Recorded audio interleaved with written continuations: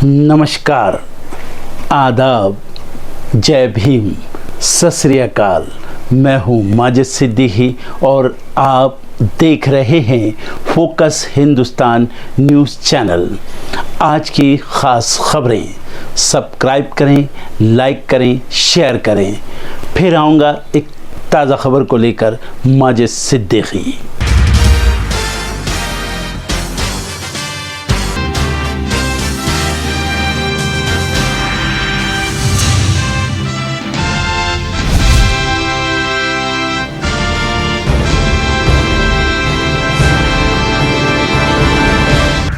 पश्चिम बंगाल में ममता बनर्जी के गढ़ से गुजरेंगे गृह मंत्री अमित शाह। कोलकाता चलो रैली को करेंगे संबोधित।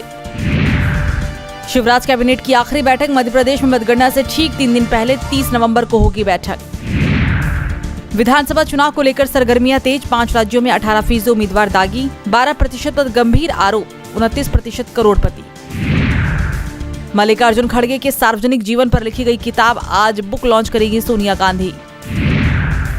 सुरंग से बाहर निकाले गए 41 मजदूर। सुरंग से रेस्क्यू किए गए सभी 41 मजदूर को 1-1 लाख रुपए की आर्थिक मदद का ऐलान। गरीबी के पहाड़ के नीचे दबे मजदूर। सिलकियारा टनल में काम करने के लिए मिल रही थी 18,000 रुपए सैलरी। कब सामने आएगी ज्ञानवापी परिसर की सच्चाई, आज कोर्ट करेगा तय। एएसआई ने मांगी है 3 हफ्ते की मोहलत। लॉरेंस बिश्नोई की ताजा धमकी के बाद एक्शन मोड में आई मुंबई पुलिस। सलमान खान की सुरक्षा के लिए अब उठाया कदम। दिल्ली एनसीआर में ग्रैब 3 की पाबंदियां हटी। हो सकेंगे निर्माण कार्य, चल सकेंगे प्रतिबंधित वाहन। ईशान और सूर्या की गलतियां पड़ी भारी। 5 कारणों से हारी टीम इंडिया।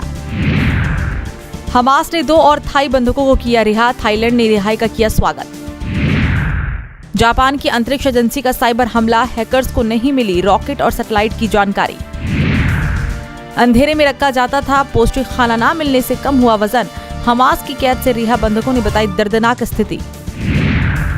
बलूचिस्तान में पाकिस्तानी सुरक्षा बलों ने आतंकवादियों के खिलाफ चलाया ऑपरेशन। मुठभेड़ में 2 आतंकी ढेर। धूम्रपान प्रतिबंध कानून खत्म करेगा न्यूजीलैंड। स्वास्थ्य विशेषज्ञों ने फैसले की आलोचना। शेयर बाजार में मजबूती। सेंसेक्स 300 अंक चढ़ा। निफ्टी सितंबर के बाद पहली बार 20,000 के पार। डिजिटल भुगतान की तेजी के साथ साइबर सुरक्षा और ग्राहक संरक्षण जरूरी। आरबीआई ने अध्ययन पत्र किया जारी। टाटा टेक्नोलॉजीज का आईपीओ बाजार में सूचीबद्ध होने को तैयार। 30 तारीख को होनी है लिस्टिंग। चीन को पछाड़ भारत बनेगा हिंदू प्रशांत क्षेत्र के विकास का केंद्र। एसएनटी की रिपोर्ट में किया गया है दावा। चीन को बड़ा झटका। 7% की दर से बढ़ेगा भारत। अगले साल होने वाले लोकसभा चुनाव में महाराष्ट्र की लड़ाई कई मायनों में बेहद अहम होगी। हालांकि सभी की निगाहें राज्य के 2 बड़े गठबंधनों पर है, क्योंकि भले ही महाराष्ट्र के सत्तारूढ़ गठबंधन के भीतर सीट बंटवारे की बातचीत अभी भी शुरू नहीं हुई, लेकिन बीजेपी ने अपने पहले से ही घबराए हुए सहयोगियों को साफ संकेत दे दिया है। पार्टी ने कहा कि वो अगले लोकसभा चुनाव में राज्य की 48 सीटों में से 26 पर चुनाव लड़ेगी, जबकि 22 सीटें उसके शिवसेना शिंदे और राकंपा यानी अजीत पवार सहयोगियों के बीच साझा की जाएंगी। सीएम एकनाथ शिंदे शिवसेना को लेकर और अजीत पवार एनसीपी को लेकर कानूनी लड़ाई लड़ रहे हैं। रिपोर्ट के मुताबिक शिवसेना शिंदे के एक वरिष्ठ मंत्री ने कहा, हालांकि हम भाजपा को बड़े पार्टनर के रूप में स्वीकार करते हैं, लेकिन वो अपने फैसले सहयोगियों पर नहीं थोप सकती। बीजेपी हमारी मदद से सत्ता में आई। वहीं एनसीपी अजीत पवार गुट के एक नेता ने कहा, गठबंधन की राजनीति में थोड़ा बहुत ऊपर नीचे, लेकिन हर कोई समान है। शीर्ष नेता सहयोगियों के महत्व को जानते हैं, अन्यथा वे सरकार बनाने के लिए शिवसेना और राकंपा से अलग हुए गुटों पर जीत हासिल करने के लिए हर संभव प्रयास क्यों करेंगे। इसके अलावा बीजेपी प्रदेश अध्यक्ष चंद्रशेखर बावनकुले ने भी किसी तनाव से इनकार किया। उन्होंने कहा, हमारे नेताओं के बीच पूर्ण समझ है। CM Shinde, deputy CM Fadnavis और अजीत पवार सभी अनुभवी खिलाड़ी हैं। हमें फॉर्मूले पर किसी मतभेद की उम्मीद नहीं। उन्होंने कहा कि इस मामले को फैसला परामर्श और आम सहमति के आधार पर होगा। 2019 में बीजेपी ने 25 लोकसभा सीटों पर चुनाव लड़ा और 23 सीटें अपने तत्कालीन सहयोगी यानी उद्धव ठाकरे के नेतृत्व वाली अविभाजित शिवसेना के लिए छोड़ी। माना जाता है कि उन 25 सीटों के अलावा भाजपा की नजर पालघर पर है, जिसे वो अपने पारंपरिक निर्वाचन क्षेत्र के रूप में देखती है। इस सीट को बीजेपी ने पिछली बार शिवसेना को दिया। भाजपा ने 2019 में लड़ी गई 25 सीटों में से 23 पर जीत हासिल की। केवल बारामती और चंद्रपुर से हार गई। भाजपा अजीत पवार के लिए बारामती सीट को छोड़ सकती है, जो कि पवार परिवार का गढ़ है, लेकिन 2 अन्य की मांग कर सकती है, जहां शिंदे सेना मजबूत नहीं दिख रही। उत्तराखंड के उत्तरकाशी में 4 धाम प्रोजेक्ट के तहत बन रही सिलकियारी टनल 12 नवंबर को लैंडस्लाइड के बाद बड़ा हादसा हो गया। दरअसल एक बड़ा मलबा निर्माणाधीन सुरंग पर आकर गिर गया था। जिसकी वजह से अंदर काम कर रहे 41 मजदूर फंस गए थे। अब इन मजदूरों को सुरक्षित निकाल लिया गया है। मजदूरों को एम्बुलेंस से सीधा अस्पताल ले जाया गया, जहां उनका स्वास्थ्य परीक्षण किया गया। सभी मजदूर स्वस्थ बताए गए हैं। दरअसल जिस दिन सुरंग ढही थी, उसके बाद से ही पूरे देश में मजदूरों के सकुशल बाहर निकलने को लेकर दुआएं मांगी जा रही थी, जो कबूल हो गई। बचाव अभियान के 16वें दिन बड़ी कामयाबी मिली। सोमवार को मलबे में फंसी ऑगर मशीन के हेड को निकालने के बाद मैनुअल खुदाई का काम शुरू हुआ और अगले दिन शाम तक काम पूरा भी हो गया। सुरंग से मजदूरों को निकालने के लिए 800 मिमी से व्यास ड्रिल की गई, जिसमें पाइप डाला गया और एनडीआरएफ की टीम पाइप के जरिए मजदूरों तक पहुंची और एक एक कर सभी मजदूरों को बाहर सुरक्षित निकालकर अस्पताल में भर्ती करवाया गया। सिलकियारा सुरंग से बचाकर यहां लाए जाने वाले 41 श्रमिकों के इलाज के लिए सामुदायिक स्वास्थ्य केंद्र चिन्यासी सौड़ में तैयारियां पहले से ही की गई थी। केंद्रीय मंत्री जनरल वीके सिंह, पीएमओ के पूर्व सलाहकार भास्कर खुलबे और BRO DG lieutenant general Harpal Singh Silkyara की देखरेख में इस पूरे ऑपरेशन को अंजाम दिया गया।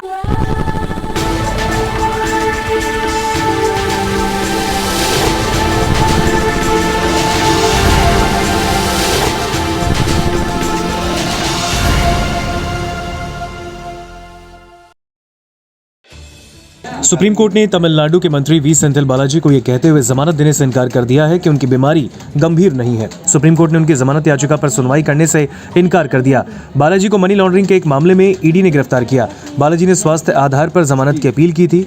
सुप्रीम कोर्ट मद्रास उच्च न्यायालय के एक आदेश के खिलाफ दायर अपील पर सुनवाई कर रही थी और उच्च न्यायालय ने 19 अक्टूबर को उनकी जमानत याचिका ये कहकर खारिज कर दी कि अगर उन्हें जमानत पर रिहा किया गया तो वो गवाहों को प्रभावित कर सकते हैं। शीर्ष अदालत में न्यायमूर्ति बेला एम त्रिवेदी और न्यायमूर्ति एस.सी. शर्मा की पीठ ने बालाजी की स्वास्थ्य रिपोर्ट देखने के बाद कहा कि गूगल करके देखा, उनकी स्वास्थ्य की स्थिति कुछ गंभीर नहीं है और बालाजी नियमित जमानत के अनुरोध के लिए निचली अदालत जा सकते हैं। पीठ ने कहा, गुण दोष के आधार पर याचिकाकर्ता के खिलाफ अंतरिम आदेश में की गई कोई भी टिप्पणी उसके नियमित जमानत आवेदन दाखिल करने के रास्ते में नहीं आएगी। पीठ के मामले में विचार करने से इनकार कर दिया और मामले को वापस लिया गया मानकर खारिज कर दिया। सुप्रीम कोर्ट ने पहले बालाजी को अपनी चिकित्सीय रिपोर्ट रिकॉर्ड में पेश करने का निर्देश दिया था। जमानत याचिका खारिज करते हुए उच्च न्यायालय ने कहा था कि बालाजी की स्वास्थ्य रिपोर्ट से ऐसा नहीं लगता कि कोई ऐसी चिकित्सीय स्थिति है जिसका उनके जमानत पर रहने के दौरान ही इलाज किया जा सकता है। बालाजी को 14 जून को ईडी ने नौकरी के बदले नकदी घोटाले से जुड़े धन शोधन मामले में गिरफ्तार किया था, जब वो पूर्ववर्ती AIADM के शासन के दौरान परिवहन मंत्री थे। 10 अक्टूबर को उन्होंने सीने में दर्द की शिकायत की। इसके बाद उन्हें चेन्नई के स्टैनली अस्पताल में भर्ती कराया गया। उसी दिन उन्हें फिर से जेल लाया गया। ईडी ने उनके भाई को भी समन किया था, लेकिन उन्होंने पेश होने से इनकार कर दिया। ईडी का कहना है कि उनकी पत्नी निर्मला और सास पी लक्ष्मी भी समन के बावजूद पेश नहीं हुई।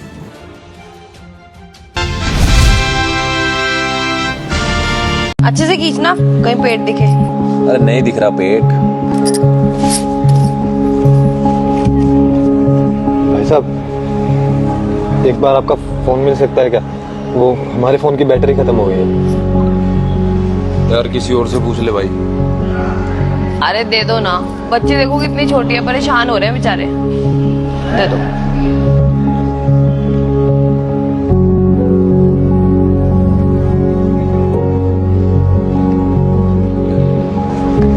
ये गुड़िया को पकड़ो। शुक्रिया दीदी।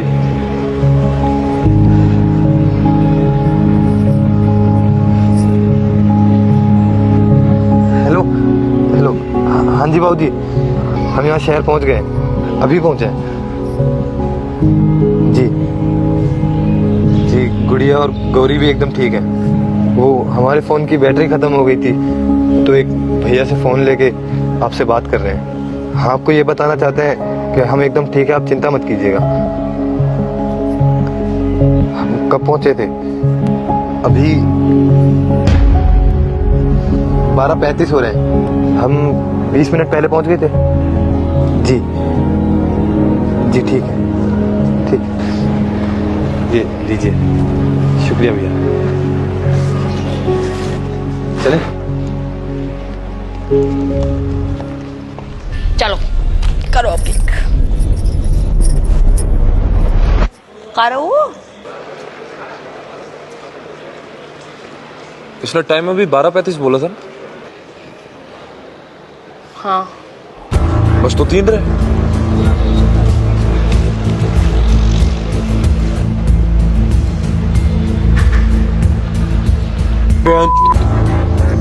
क्या हुआ? अबे मेरे अकाउंट से पैसे उड़ गए सारे। अरे ऐसे कैसे उड़ सकता है? अकाउंट के ऐप में चेक करो।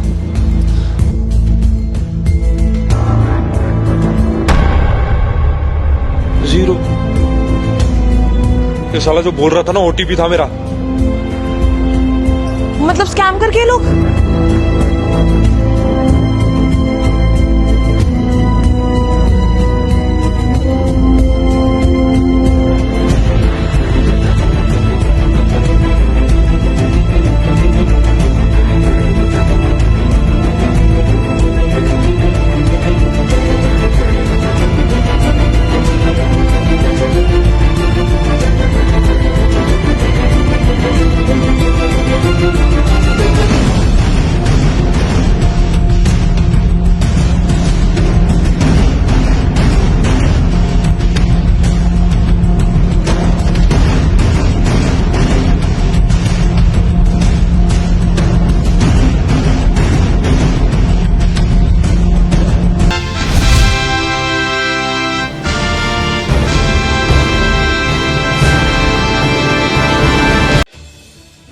अमेरिका अब इजराइल पर दबाव बनाता नजर आ रहा है। ये बात जो बाइडेन के नेतृत्व वाले अमेरिकी प्रशासन के ताज़ा कदम से साबित हो जाती है। अमेरिकी प्रशासन ने इजराइल से कहा है कि अगर वो हमास के खिलाफ जमीनी अभियान चलाता है तो आगे उसे दक्षिणी गाजा में फिलिस्तीनी नागरिकों के विस्थापन से बचने के लिए काम करना चाहिए। अमेरिका अधिक बड़े पैमाने पर लोगों की मौत या विस्थापन से बचना चाह रहा है। बता दें कि उत्तरी गाजा में अभियान के दौरान बड़े पैमाने पर जान माल की क्षति हुई थी।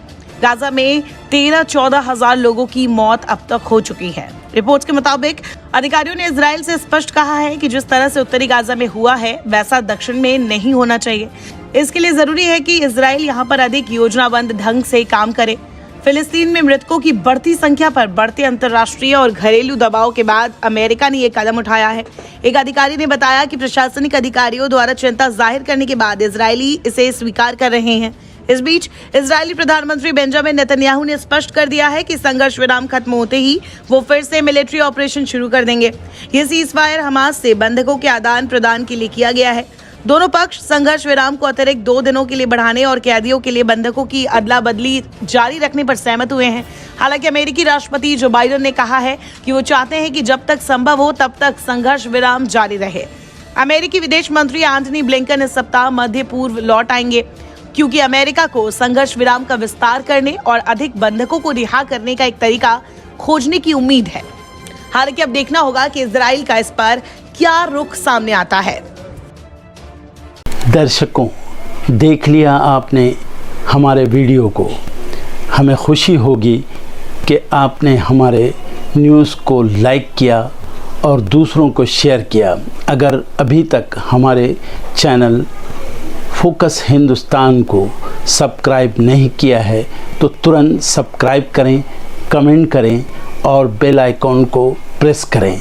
हम हाजिर हैं खबर के लिए।